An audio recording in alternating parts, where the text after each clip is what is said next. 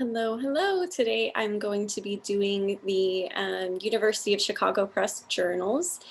I'll do just like a real quick overview because I know I can talk for a long time. So this is a division of the University of Chicago Press. It was founded in 1890 and it's one of the longest running presses in the United States.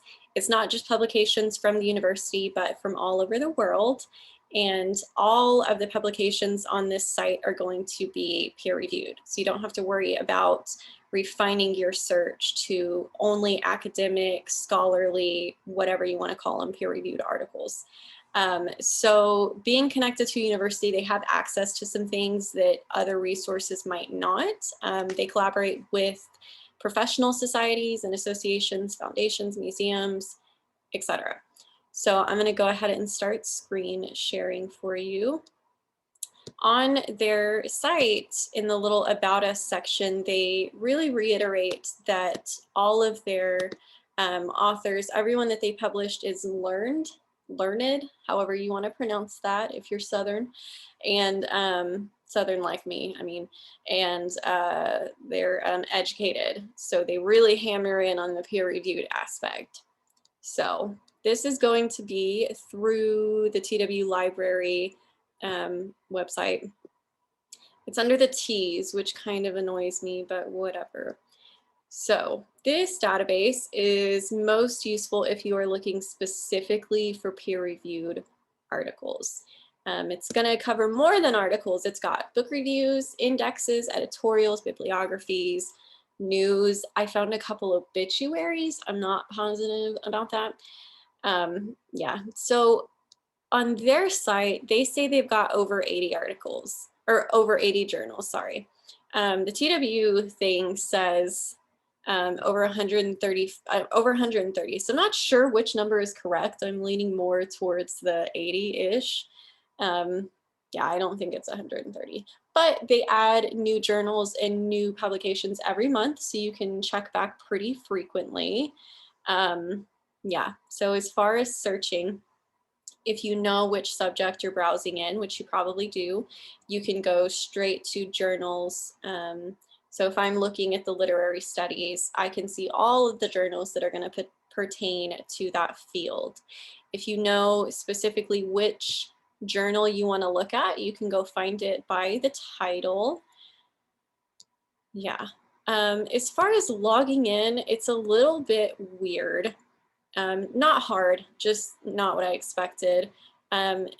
Getting to the site is, you should go through the TW Library website. That's the easiest way because you will already be, I don't know if you can see, yeah, you're already logged in through TW. However, that will only get you like 99% of the features. You need to register your email address, and it's super easy. You just have to give them your email address, you create a username and a password. That's it. And that will get you access to all of the features that you're looking for. And I'll show you how to get to that in just a minute because it's really not difficult at all. So yeah, it covers a lot of fields: art and history, economics, education, history, humanities. It covers a decent amount of fields. So if you go through the TW website, you're not going to have to put in any kind of login until you register your email address, which you're going to want to do. You can find this site through Google. That is quicker. However, you're not going to have access to everything. There are a lot of things that are free to the public, and it'll tell you free, but it's not going to be everything. So my advice, just go ahead and register your email address before you even start poking around, so that if you want to access it through Google, which is much quicker, it'll be that much faster. You can log in and get access immediately. So like I said, this is updated monthly, so you can check back frequently. So let's just start searching. So the book I picked is 1984 by George Orwell. So I am just going to do a broad search of just Orwell. What frustrates me about this search is that it does not give you the option of automatically using Boolean operators as some other, I know like Academic Search Complete will let you automatically put in a couple terms and choose and or not, whatever. This doesn't allow you to do that. You can type them in manually. I know that it's a little bit extra work, but it is what it is. The search results are very easy to navigate. They've got everything back from 1891. I don't think there's going to be anything for me from 1891, excuse me. You can filter by the author. So if I already know who I'm looking for, the journal, or the article type. So if I just want research articles, still 300 search results. That's quite a bit that pertain to Orwell. So you can do an advanced search. Let me move myself out of the way. Still, you can't do Boolean operators, which is really weird to me. I feel like that would have been very easy to include. But if you go through this route, you're going to need to know what exactly you're looking for. But this is where you can specify title and author, excuse me. You can't do that up here. It just automatically goes to anywhere. So when you preview the articles in your search, it's going to let you know if they have a first page HTML full text PDF.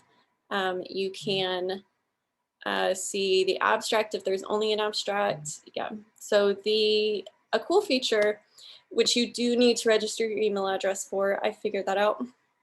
If I want to select these two, I can do a few things with them. Add them to my favorites, email, download citations, and track citations. So downloading this or tracking citation and adding to favorites are going to be two things that you need to register your email address for.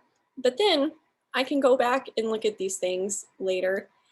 With the citation, you're obviously going to want to do it on your own, create your own citation just to make sure it's accurate for the format that you're using.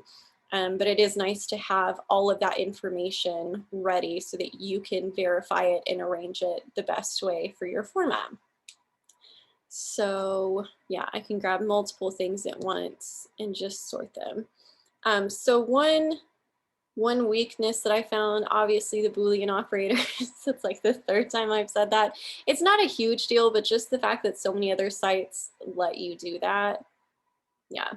A weird thing that I found is that you can flip through the articles.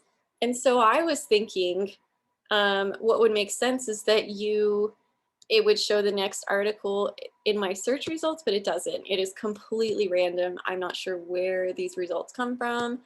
I don't know. Something cool I found is that this from the press is going to be topical articles, recent articles. Like these are over policing, civil rights, and racial justice. In addition, it will show you everything that's been added to the journals. This goes back as far as early December, so several months. And it will also show you that they added new journals in this year. So it'll keep you updated on everything that's added, which is nice. So I think it's a great resource, specifically if you're looking for literary research. There's a lot in the way of that. I would just encourage you to register that email address. It's real quick. And here you can see I've got my, maybe it's because I'm in the way. I've got my my little thing registered. It was super quick, and then I can access everything. So it is nice that TW pays for that for us. That's very convenient. So thank you guys for watching.